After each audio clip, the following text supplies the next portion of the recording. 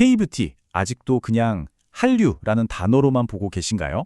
오늘 우리가 함께 깊이 파고 들어볼 이 리포트는요, 이건 일시적인 유행이 아니라 전 세계 소비 지형의 판을 바꾸는 아주 합리적인 선택의 결과라고 말하고 있습니다. 그 데이터 속으로 지금부터 함께 들어가 보시죠. 이 리포트는 아주 강력한 질문으로 시작합니다.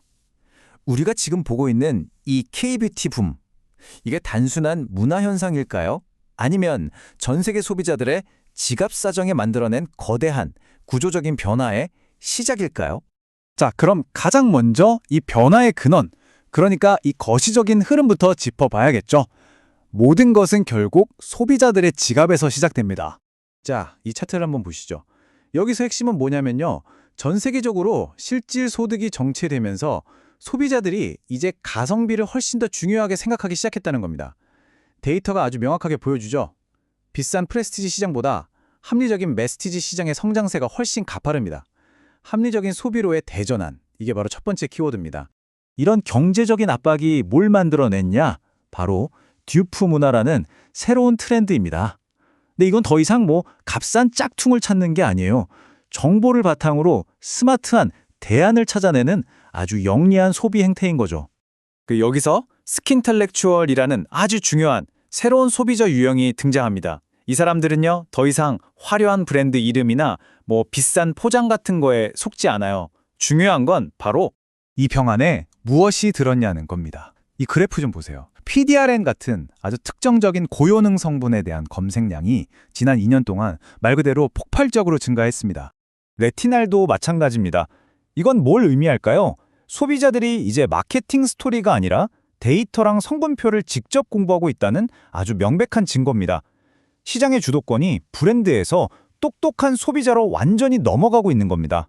자, 그럼 K뷰티는 어떻게 이렇게 까다롭고 똑똑해진 글로벌 소비자들을 완벽하게 만족시키고 있을까요? 그 비밀은 바로 다른 곳에는 없는 K뷰티만의 아주 독특한 산업 생태계에 있습니다. 리포트는 K뷰티 생태계를 아주 명쾌하게 3단계로 분석해요. 브랜드사는 아이디어를 내는 두뇌 역할을 하고, ODM 제조사는 세계 최고 수준의 공장이 되어주고, 그리고 유통사는 전 세계로 뻗어나가는 다리 역할을 하는 거죠. 완벽한 분업 구조입니다. 바로 이 전문화된 시스템 덕분에 K뷰티의 작은 인디 브랜드들이 저 거대한 글로벌 공룡 기업들하고 경쟁이 되는 겁니다. 레거시 기업들이 무거운 조직 운영하느라 비용을 쓸 때 K뷰티 브랜드들은 생산이랑 연구개발은 싹 다 아웃소싱하고 그렇게 아낀 돈 전부를 마케팅에 쏟아붓는 거죠. 속도전에서 상대가 안 되는 겁니다. 바로 이 민첩한 시스템이 있었기 때문에 K뷰티가 세계 무대에서 싸움의 판 자체를 옮길 수 있었던 겁니다. 과거의 중심지에서 벗어나서 완전히 새로운 영향력의 지도를 그리고 있는 거죠. 제 20년 경험으로 볼 때요, 특정 국가에 대한 의존도가 이렇게 극단적으로 높아지면 항상 이런 구조적인 조정이 찾아오더군요. 2017년 사드 사태가 바로 그 냉혹한 신호탄이었고, 이게 역설적으로 K뷰티가 체질을 개선하고 진짜 세계로 눈을 돌리는 계기가 된 겁니다. 데이터가 그 극적인 변화를 증명하고 있습니다. 불과 몇 년 사이에 중국 비중은 눈에 띄게 줄었고요. 그 자리를 북미와 유럽, 일본이 정말 무서운 속도로 채우고 있죠. 이건 단순히 수출국가 몇 개 늘었다, 이런 차원의 얘기가 아닙니다. 주력 시장이, 엔진이 완전히 바뀐 겁니다. 그럼 그 결과는 어떨까요? 리포트는 현재의 성장세를 봤을 때 K뷰티가 2027년까지 전 세계 화장품 시장의 5% 이상을 차지할 거라고 전망합니다. 이거 정말 엄청난 숫자죠. 자, 그럼 우리 투자자 입장에서 이 거대한 흐름을 어떻게 활용해야 할까요? 리포트는 섹터 전체에 대해서 비중 확대 의견을 제시하면서 이 게임의 승자가 될 핵심 플레이어들을 딱 지목합니다. 리포트는 두 개의 핵심 플레이어를 꼽습니다. 하나는 브랜드와 뷰티 디바이스로 시장을 직접 뚫는 창 역할의 APR, 다른 하나는 이 생태계 전체를 떠받치는 방패이자 인프라 그 자체인 실리콘투입니다. 근데 데이터의 행간을 읽어보면요, 이 생태계의 진짜 알파 드라이버가 실리콘투라는 걸 알 수 있습니다. 왜냐? 작은 인디 브랜드들의 가장 큰 고민, 가장 큰 리스크가 바로 현금 흐름이거든요.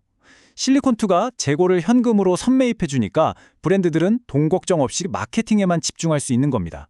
사실상 이들이 K뷰티 성장의 핵심 동력, 즉 자금줄을 제공하고 있는 셈이죠. 자, 이 모든 분석을 종합해 볼 때 우리는 어떤 결론을 내릴 수 있을까요?